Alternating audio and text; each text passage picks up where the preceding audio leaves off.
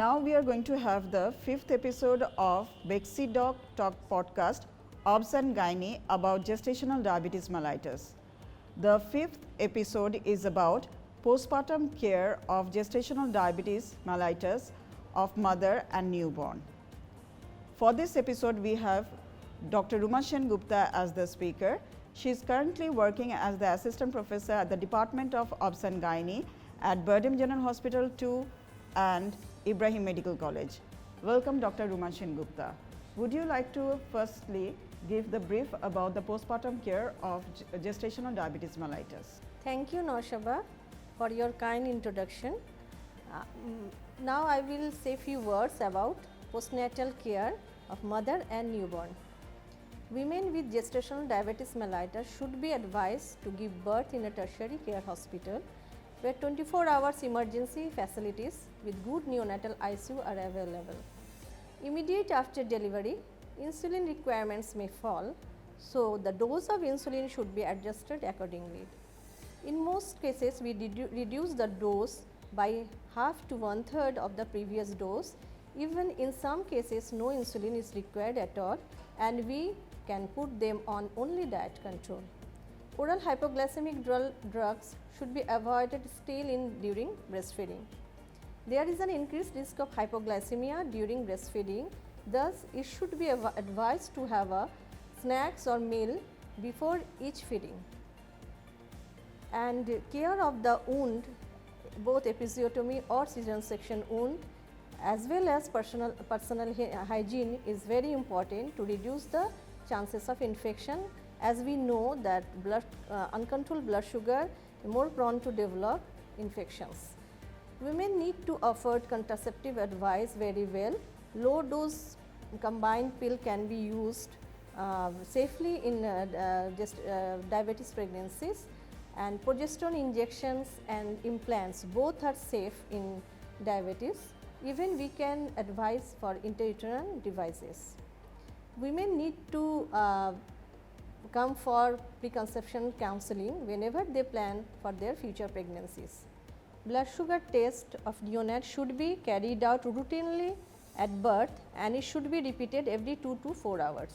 Madam, would you kindly let us know what are the maternal and fetal complications in a case of gestational diabetes mellitus? Thank you, Dr. Noshaba. This is a very important question. As we know, there are several complications, both maternal and fetal. Among maternal complications, there is an increased chances of abortion in early pregnancy as well as infection, especially repeated urinary tract infection and vaginal candidiasis. And in late pregnancy, there are increased chances of preeclampsia, polyhydramnios, macrosomic baby, preterm delivery, and premature rupture of membranes. And oftenly patients come with the complaints of less fetal movement, and after proper evaluation, we found we come to the diagnosis of fetal distress, and we need to immediate termination of pregnancy, and this is one of the major cause of preterm deliveries. This is the case of iatrogenic preterm deliveries. And we know this macrosomic baby, due to this macrosomic baby, usually there are deposition of excess fat in shoulders. So there are enough chances of shoulder dystocia if patient goes to the labor during vaginal delivery. As well as due to this macrosomic baby and other complications, there are increased chances of cesarean deliveries. And during postnatal, during deliveries, just after delivery, there is a huge chances of postpartum hemorrhage.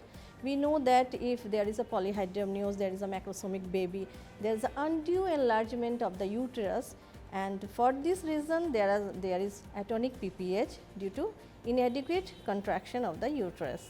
So we should be very vigilant, and we should be proper manage these PPH cases. And among fetal complications, the main fetal complication is the increased risk of fetal malformation. And the most important malformation is, we know, the neural tube defect, and as well as there are cardiac anomalies, renal anomalies, even limb defects. And due to this neural tube defect, we know there is anencephaly is most popular neural tube defect. So we have to be very vigilant, and we need to do some investigation as well. Another major complication, there is an chances of unexplained fetal death, especially it happens in the last 2 weeks of gestation. So, these are the complications we have to keep in mind and I have to treat accordingly. Madam, would you let us know about the neonatal complications in a case of gestational diabetes mellitus? Yes, Dr. Naushaba, thank you. There are several neonatal complications. Among them, hypoglycemia, hypothermia, hyperbilirubinemia, as well as respiratory distress syndrome are more popular, more major complications, common complications, and for this reason we need to admit babies in our neonatal intensive care unit. So, we have to very vigilant and we have to keep this in our mind that there are several neonatal complications and we have to treat accordingly. Dr. Ruma, would you let us know, is there any risk of developing type 2 diabetes mellitus in future in a mother with gestational diabetes mellitus? Yes, there is a risk of developing type 2 diabetes, and according to NICE guideline, according to ADA recommendation, their average risk is about 60%. So, we need to be follow up routinely all postnatal women and then after to detect early as they may prone to develop diabetes. As you have mentioned that there is a 60% risk of developing type 2 diabetes mellitus in future in a case of gestational diabetes mellitus, then is there any recommendation for screening procedures to reduce this risk of developing type 2 diabetes? Yes, Dr. Naushaba, there are some recommendations as we have to keep them on regular follow up. So, there are recommendations according to ADA and WHO, they recommended performing an OGTT using oral 75 gram of glucose intake 4 to 12 weeks postpartum, and further testing is recommended. If the first OGTT is normal, then they will go for follow up in every 1 to 3 years. And this follow up may be performed either by using only fasting blood sugar level and hemoglobin A1C or yearly 75 gram OGTT. But with this recommendation, we must also advise women for lifestyle modification, that is very much important, to reduce weight by diet and exercises. Here is another guideline is NICE guideline, and they differ from ADA and WHO. They do not offer routinely OGTT, but instead they offer only fasting blood sugar or hemoglobin A1C after 6 to 13 weeks postpartum.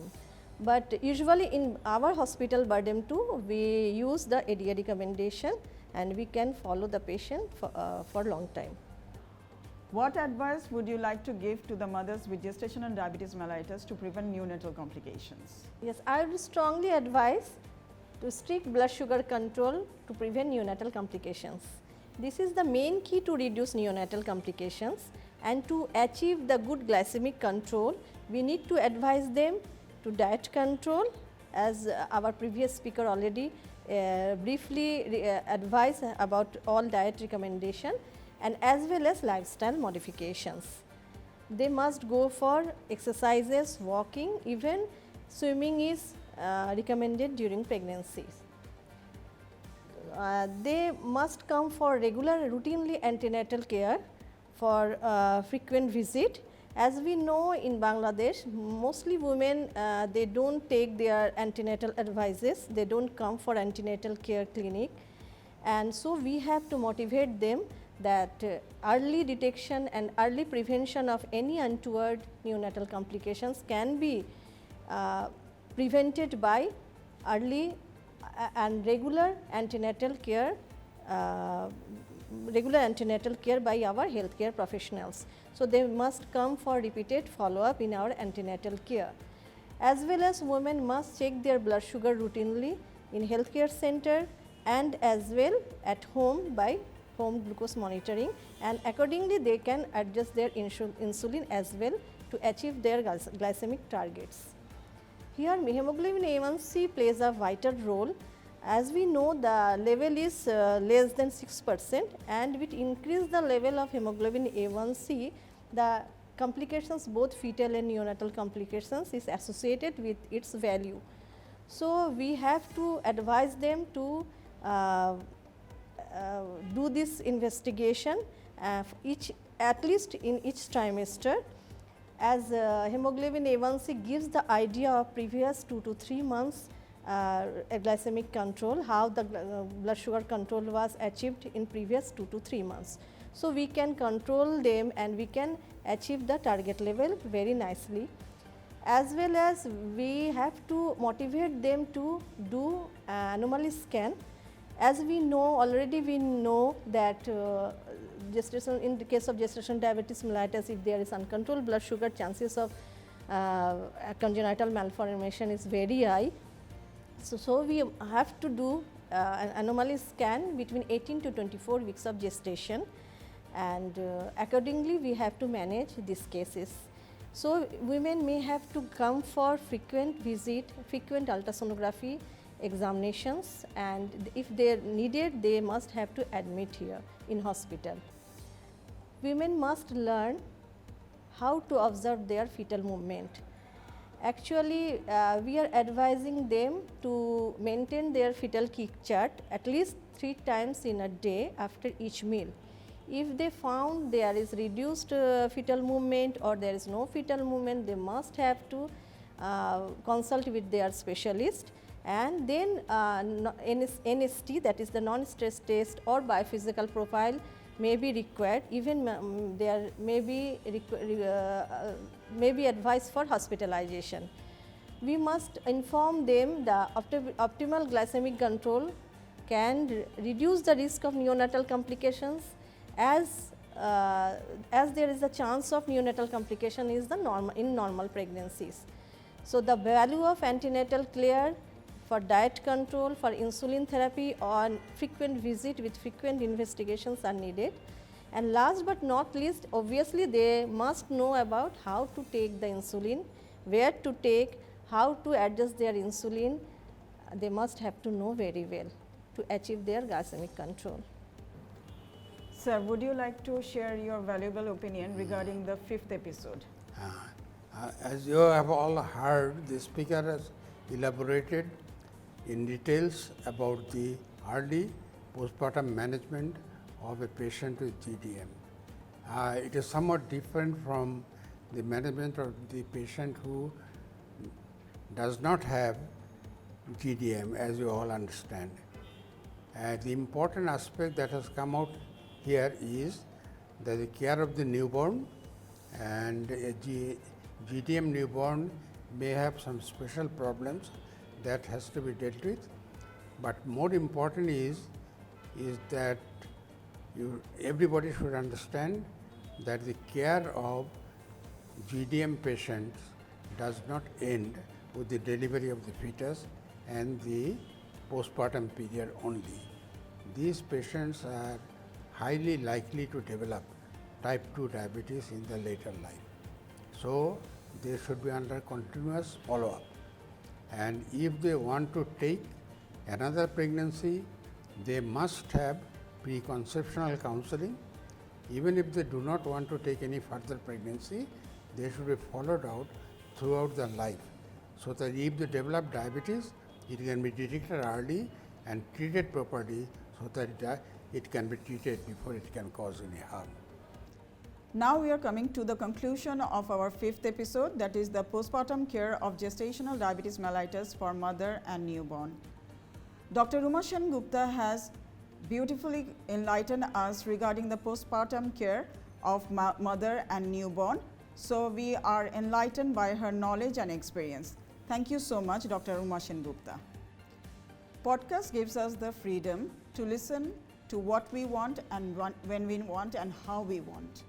Practitioners can tune in on their preferable time, as their time is limited. In addition, multitasking and podcast can also go together, as podcasts are easy to listen to while practitioner is doing other things. Gestational diabetes mellitus is a very common concept and is easily understandable for all. As the global rate is going up in case of gestational diabetes mellitus, it is becoming one of the leading causes of maternal and neonatal morbidity and mortality. Listening to Bexidoc Talk podcast Obs and Gynae about gestational diabetes mellitus will gain a new perspective. With this hope, I am Dr. Naushaba Tarannum Mahatab signing off.